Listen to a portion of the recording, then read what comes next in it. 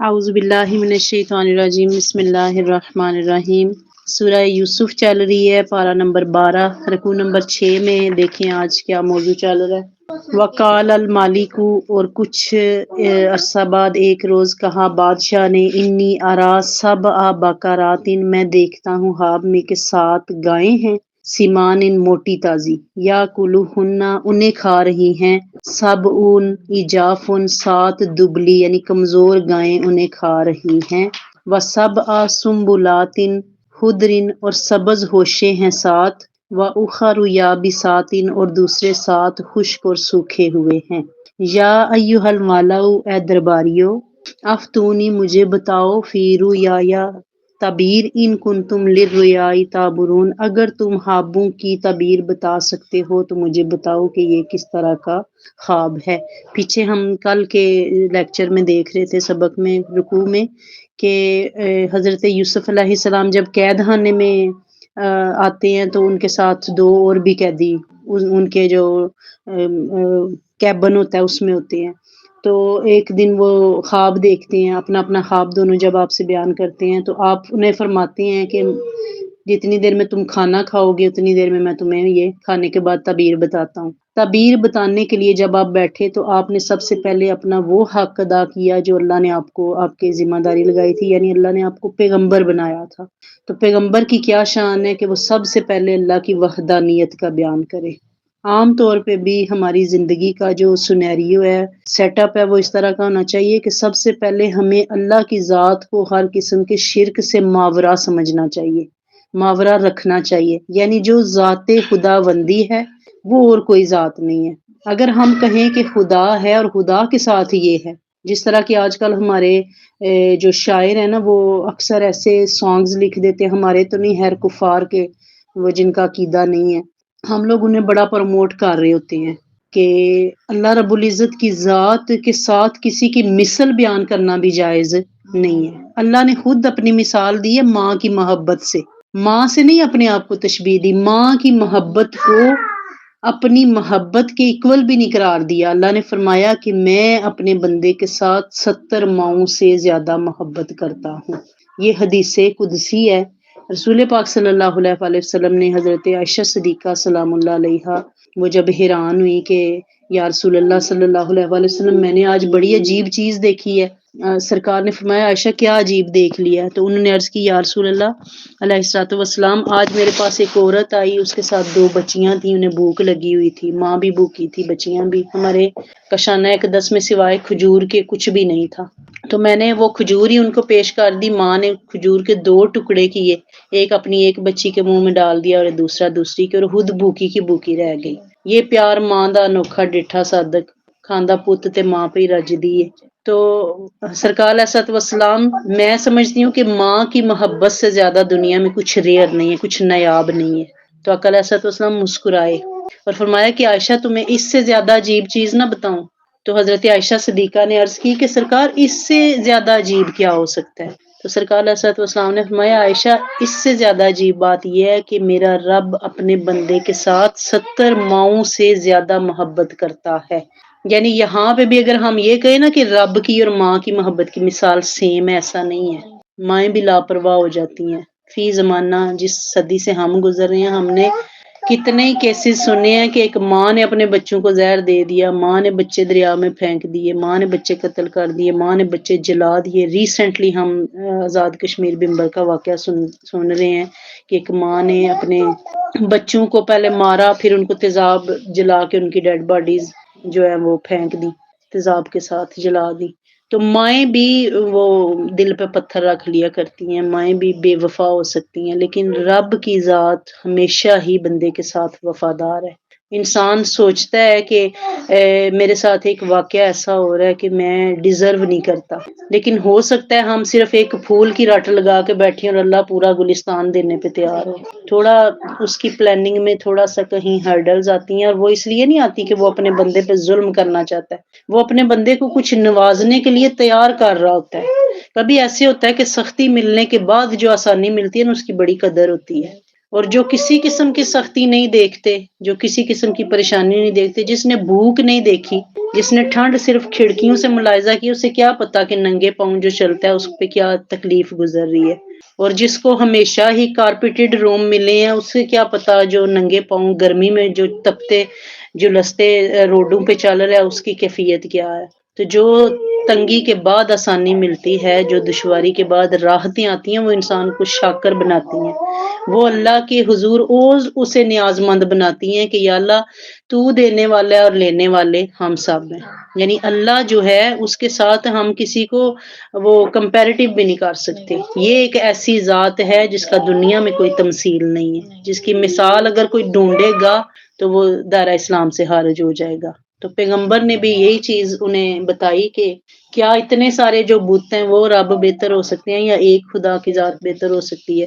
پھر آپ نے انہیں تعبیریں بتائیں ان کے خوابوں کی، تو ایک کو بتایا تمہیں سزائے موت ہو جائے گی، دوسرے کو بتایا کہ تم رہا ہو جاؤ گی اور بادشاہ کے قریب تمہیں رتبہ ملے گا۔ اور پھر وہ جب جاتے ہوئے مل رہا تھا تو آپ نے کیا فرمایا تھا کہ جا کے نا میرا بھی ذکر کرنا۔ یہ کل ہم نے جو سبق چھوڑا تھا اس بات پہ چھوڑا تھا کہ اس نے کہا تھا کہ میرا بھی اپنے بادشاہ کے سامنے ذکر کرنا۔ فن ساہ الشیطان ذکر ربی ہی، شیطان نے وہ ذکر اپنے بادشاہ کے پاس کرنے سے بلا اس لیے دیا کہ اللہ کی یہ بڑی حکمت تھی کہ یوسف کو رب کسی کے احسان تلے نہیں رکھنا چاہ رہا تھا۔ اللہ نے حضرت یوسف علیہ السلام کی پروٹیکشن کی ٹھانی تو آپ کو دربدار نہیں کیا، آپ کو کنویں میں پھینکا گیا، لیکن اللہ نے آپ کے لیے ایک محل میں آرائش دے دی۔ حضرت موسیٰ علیہ السلام کی زندگی دیکھیں، موسیٰ کے پیدا ہونے سے پہلے واویلا ہے، شور ہے، بنی اسرائیل کے بچے قتل کیے جا رہے ہیں، ڈیوٹیز ہیں کہ حاملہ عورتوں کے دھیان رکھیں، جس کی بیٹی ہوتی ہے اس کو چھوڑ دیں، جس کے ہاں بیٹا ہوتا ہے اسے مار دیں۔ لیکن اللہ کی تدبیر کیا تھی؟ اللہ نے حضرت موسیٰ علیہ السلام کی ماں کا دل کانپ رہا ہے، اپنے بیٹے کو وہ اللہ کی طرف سے حکم تھا اسے ڈالو کسی صندوق میں اور بہا دو، وہ کر دیا، اللہ کا حکم پورا کر دیا۔ پھر دل پریشان ہے کہ بچہ آنکھوں سے اوجھل ہو گیا، لیکن اللہ نے ایسے تسکین دی کہ ماں کی آنکھوں سے بچہ بھی اوجھل نہیں ہوا۔ آپ کی بہن ساتھ ساتھ گئی ہے، وہ محل میں شور و غل ہے، جب موسیٰ کو پا لیا جاتا ہے تو وہی فرعون جو لوگوں کے بچے قتل کروا رہا تھا، اس ڈر سے کہ ایک بچہ پیدا ہوگا جو میری سلطنت کا خاتمہ کرے گا، تو وہ یہ اللہ کی منشا تھی، یہ ہونا تھا۔ تو اللہ رب العزت کی ذات نے فرعون کے دماغ پہ ایسا وہ جالا ڈالا کہ اس کو اس بچے سے پیار ہو گیا، موسیٰ سے محبت نے یہ کام کروایا کہ حضرت آسیہ کہتی ہیں کہ اسے قتل نہیں کرتے، اسے نہیں مارتے، اس کو اپنا بچہ بنا لیتے کیونکہ ہم بے اولاد ہیں۔ اللہ نے اس وقت اس کا بھی دل بدل دیا، سب داغے اس کے ہاتھ میں ہیں جو مالک کل جہان کا ہے، تو وہ پروٹیکشن کروائی اسی کے ذریعے۔ اور موسیٰ دربدار تو نہیں ہوئے، اللہ کے نام پہ جب ماں نے بہایا، جو چیز اللہ کے لیے چھوڑی جاتی ہے اللہ بہتر نعم البدل عطا فرماتا ہے۔ ہم کچھ چھوڑتے بھی ہیں تو ہم جھانکنا بند نہیں کرتے، ہم وہ کھڑکی بند کرتے ہی نہیں ہیں جو اللہ کی رضا کے لیے ہم نے بند کرنی ہوتی ہے، اور پھر ہم اس لیے ڈسٹرب رہتے ہیں۔ حالانکہ جو چیز اللہ کی رضا کے لیے چھوڑی جاتی ہے اللہ ہمیشہ اس کا بہتر نعم البدل عطا فرماتے ہیں۔ اللہ نے موسیٰ کی ماں کے دل کو بھی تسکین دے دی، وہ آتی تھی دودھ پلانے کے لیے، اپنا بچہ روز دیکھتی ناز و نام میں پلتا ہوا، اور دل سکون میں تھا کہ مالک تو جو کارساز ہے وہ کوئی اور نہیں ہے۔ یہاں اللہ نے یوسف پہ کوئی احسان نہیں کسی کا رہنے دیا، اللہ نے اس کو وہ بلا ہی دیا کہ تذکرہ کرنا تھا کہ میں نے خواب دیکھا، اور اس کی تعبیر وہ بادشاہ کہہ رہا ہے کہ میں نے خواب دیکھا ہے، وہ جو حضرت یوسف کا مصاحب تھا، اس کا خلیفہ، اس کا بادشاہ اس کے پاس بیٹھا اپنے درباریوں سے پوچھ رہا ہے کہ اس نے سارے کاہن نجومی سب کچھ جمع کر لیا کہ خواب دیکھا ہے کہ 7 موٹی گائیں 7 پتلی گائیں ان کو کھا رہی ہیں، اور 7 سبز ہوشے ہیں اور 7 سوکھے ہوئے ہیں، یہ گندم کی جو بالیاں ہوتی ہیں ہوشے۔ تو وہ سارے کاہن اکٹھے ہو گئے اور اس نے پوچھا کوئی بتا سکتا ہے؟ کوئی نہیں بتا سکا۔ اب اس کو وہ جو مصاحب تھا اس کو خیال آیا، وہ جو پانی پلاتا تھا بادشاہ کو، اس نے کہا وہ میں نے تو خواب ایک سنایا تھا جیل میں، یہ آپ کے خواب کی تعبیر یوسف ہی بتا سکتا۔ اب کیا قالوا ادغاث احلام، درباریوں نے کہا بادشاہ یہ خواب پریشان ہے، یعنی نجومی اتنا ہی بتا سکے کہ یہ کسی پیش آمدہ مصیبت کا پیش خیمہ، وما نحن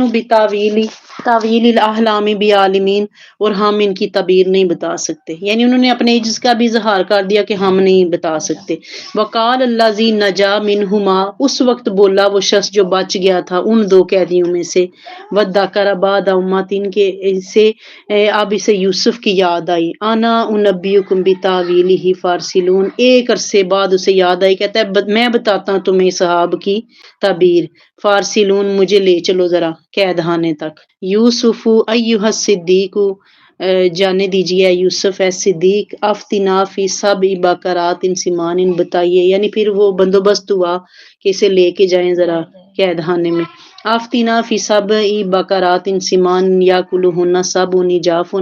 کہ بادشاہ ہمارے نے خواب دیکھا ہے کہ 7 موٹی تازی گائیں کھا رہی ہیں، 7 لاغر گائیں ہیں ان کو، وسبع سنبلات خضر واخر یابسات، اور سرسبز ہوشی ہیں 7 اور 7 خشک ہیں، لعلی ارجع الی الناس، تاکہ میں آپ کا جواب لے کر واپس، اب وہ پوچھنے آیا کہ مجھے بتائیں، اب وہ آفتینا یہ کہہ رہا ہے کہ ہمیں بتائیں آپ تعبیر، یہ میرے بادشاہ نے خواب دیکھا ہے تو میں پھر ان کے پاس لے کے جاؤں، لعلی ارجع الی الناس لعلہم یعلمون، شاید وہ لوگ آپ کے علم و فضل کو جان لیں۔ قال، آپ نے فرمایا، تزرعون سبع سنین دابا، یہ آپ تعبیر بتا رہے ہیں کہ تم کاشت کرو گے 7 سال تک حسب دستور، یعنی خوشحالی رہے گی، فما حصدتم فذروہ، تم جو کاٹو گے اسے رہنے دو، فی سنبلہ، خوشوں میں، الا قلیلا مما تاکلون، مگر تھوڑا سا ضرورت کے لیے نکال لو۔ یہ جو کاشتکار لوگ ہیں یہ جانتے ہیں کہ گندم کی پروٹیکشن اب تو ہم پڑو لے اپنے پاس سنبھال کے رکھ رہے ہیں نا، کسی دور میں انہیں ہوشوں میں ہی چھوڑ دیا جاتا تھا، یعنی گندم کو ہوشوں سے باہر نہیں نکالا جاتا تھا، جیسے ہم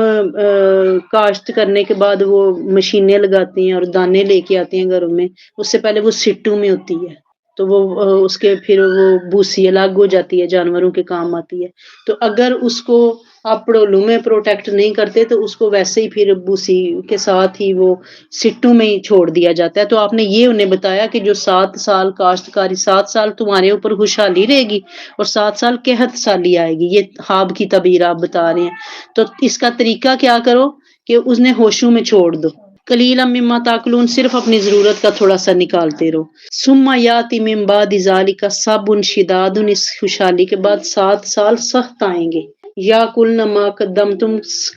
کھا جائیں گے جو ذخیرہ تم نے پہلے جمع کر رکھا تھا، لہن الا قلیلا مما تحسنون، ان کے لیے مگر تھوڑا سا جو تم محفوظ کر لو گے، یعنی 7 سال تم بڑی خوشحالی دیکھو گے اور اگلے 7 سال تم پہ کٹھن آنے والے ہیں، اور ساتھ آپ نے اس کا حل بھی بتا دیا کہ اگر تم بدحالی سے نمٹنا چاہتے ہو، اس میں ہمارے لیے کیا ترغیب ہے اللہ کی طرف سے کہ جو اسلام ہے وہ آپ کو مال اور دولت جمع کرنے سے منع نہیں کرتا، یعنی اگر ہماری یہ سوچ ہو کہ ہم اپنے بچوں کے لیے کچھ پروٹیکٹ کریں، کچھ زیور کی شکل میں مائیں رکھتی ہیں، کچھ پیسہ پروٹیکٹ کرتی ہیں، کوئی پلاٹ خرید دیا، اس چیز کی اسلام بالکل ممانعت نہیں کرتا، بشرطے کہ جمع شدہ رقم پہ، پونجی پہ، اسباب پہ آپ زکوٰۃ دیتے رہیں، اگر آپ زکوٰۃ دیتے رہیں گے تو وہ بچوں کے کام آئے گا، اگر آپ اللہ کا حق ادا نہیں کر رہے، اس کا حکم بجا نہیں لا رہے، تو وہ بچوں کے لیے وہی چیز تکلیف کا باعث بن جائے گی، وہ اس کو کھا نہیں سکیں گے، اس پہ لڑ لڑ کے مر جائیں گے۔ یہ اللہ نے حکمتیں دی ہیں ہمیں کہ اللہ آپ کو منع نہیں کر رہا، ہم اکثر کہتے ہیں فلانا جوڑدا یہ بس کھاندا نہیں، ہو سکتا ہے وہ اپنی ضرورت کے مطابق، جو اسراف نہیں کرتا، اس دور میں ہم اسے کہتے ہیں کہ وہ پاگل ہے، یعنی وہ فضول خرچی نہیں کر رہا، تو ہم کہتے ہیں کہ وہ تو بڑا کنجوس ہے، وہ جوڑ جوڑ کے مر جانے لگا ہے، ایسا نہیں ہے، اسلام آپ کو اسراف سے بھی منع کرتا ہے اور آپ کو فضول خرچی سے بھی منع کرتا ہے، یہ فضول خرچی اور اسراف دونوں ایک ہی معنی میں آ جاتے ہیں، سوری کہ اسلام آپ کو کنجوسی سے بھی منع کرتا ہے اور فضول خرچی سے بھی، بین بین، کہ اس کے وابتغی بین ذالک سبیلا وقصد فی مشیک، اللہ نے قرآن پاک میں فرمایا کہ میانہ روی اختیار کرو، میانہ روی سے مراد یہی ہے کہ اگر اللہ نے آپ کو اتنا دیا ہے کہ آپ ہانڈی بنا سکتے ہیں تو ضرور سبزی خریدیں اور بنائیں، اگر آپ اچار کے ساتھ آپ کے بچے راضی ہیں روٹی کھانے پہ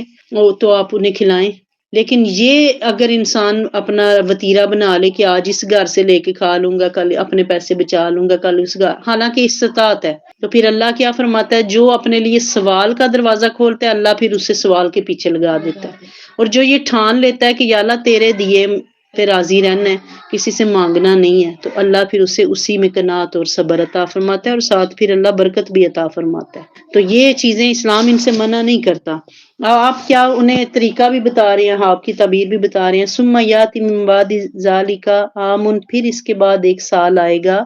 فیہ یغاث الناس، جس میں می برسایا جائے گا لوگوں کے لیے، وفیہ یاسرون، اس سال وہ پھلوں کا رس نکالیں گے۔ صدق اللہ العظیم۔ یہ آج کا ہمارا ٹاپک ہے، اور یہ جو آپ کے خواب کی تعبیر ہے نا، یہ بھی چل رہی ہے۔ یہ اس میں حضرت یوسف علیہ السلام نے جب انہیں یہ بتایا نا، تو بادشاہ کو جب اس کا مصاحب جا کے، یہ کل کے سبق میں آئے گا کہ مصاحب جب جا کے ذکر کرتا ہے نا کہ یہ معاملہ ہے، تو وہ بڑا خوش ہوتا ہے، اور وہ کہتا ہے کہ وہ اتنا ذہین فتین بندہ ادھر قید خانے میں کیا کر رہا ہے، اس کو نکال کے لاؤ، اس کو وزیر خزانہ بناتے ہیں۔ دیکھیں اللہ نے ایک سٹیپ اور بڑھانا تھا حضرت یوسف علیہ السلام کا، کہ ایک غلام کے طور پہ بکا ہوا بچہ جب جوانی پہ پہنچتا ہے، تو مصر کی ایک زلیخا، کیا ادھر کئی نے پھر اپنی انگلیاں کاٹ ڈالی تھی، فریفتہ ہو جاتی ہیں، اور آپ کا حسن و بال بن جاتا ہے آپ کے لیے، اور ذہانت اللہ نے اتنی عطا فرمائی ہے کہ آپ بادشاہوں کو طریقہ کار بتا رہے ہیں کہ کیسے نمٹو گے بدحالی کے ساتھ۔ تو وہ پھر جب وہ بات کرتا ہے نا آپ کو لانے کی، تو حضرت یوسف علیہ السلام اس پہ وہ بگلے نہیں بجاتے کہ میں ابھی بیٹھا بیٹھا وزیر خزانہ بن گیا ہوں۔ آپ کا آگے آئے گا سبق میں ہم دیکھیں گے، آپ فرماتے ہیں کہ ایسے تو میں نہیں جاؤں گا ادھر سے، میں اپنے سارے یہ الزام لے کے نہیں جاؤں گا کہ میں جھوٹا تھا اور زلیخا سچی تھی، جب تک وہ عورتیں مانیں گی نہیں، اقرار نہیں نہ کریں گی کہ ہم جھوٹی تھی اور یوسف سچا تھا، میں نہیں یہاں سے ہلنے والا۔ پھر یہ دیکھیں، یہ ایک مومن کی شان ہے کہ دمان توکل کی یہ خوبی ہے، اس میں پیوند لگے ہوتے ہیں داغ نہیں ہوتے۔ آپ نے فرمایا کہ میں ایک ملزم کی حیثیت سے تو کبھی باہر نہیں جاؤں گا، نہ میں مجرم ہوں، نہ میں یہ الزام لے کے پہلے یعنی پہلے مجھ سے یہ مقدمہ ختم کیا جائے، یہ نہیں کہ وزارت ختم ہوئی تو ساتھ ہی یوسف پھر جیل میں آ جائے، مقدمہ برقرار، ایسے نہیں ہوگا۔ پھر اللہ نے آپ کو بڑی شان و شوکت کے ساتھ وہ خلافت عطا فرمائی۔ اللہ تعالی ہمیں اپنی رمزیں سمجھنے کی توفیق عطا فرمائے، اللہ بیماروں کو شفا عطا فرمائے، اللہ قرآن حکیم کو ہماری روح کی غذا بنائے۔ وما علینا الا البلاغ۔